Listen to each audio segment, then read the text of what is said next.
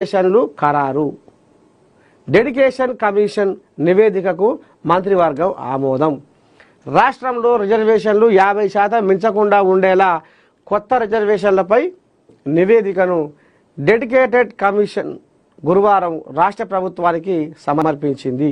ఈ నివేదికకు తెలంగాణ రాష్ట్ర మంత్రివర్గం ఆమోదం తెలిపింది.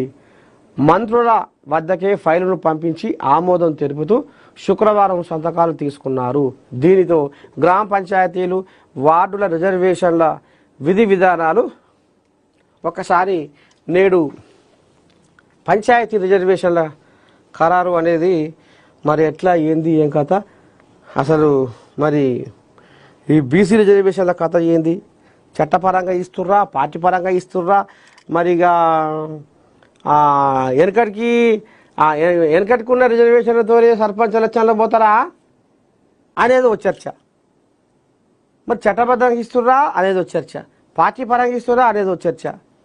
ఏది ఎటు కాకుండా ఎక్కడ అర్థమవుతలేదు ఈ ముచ్చట సలగకుండా అనేది నడుస్తుంది. మరి ఓ బీసీ కోజాకు ఫోన్ చేద్దాం.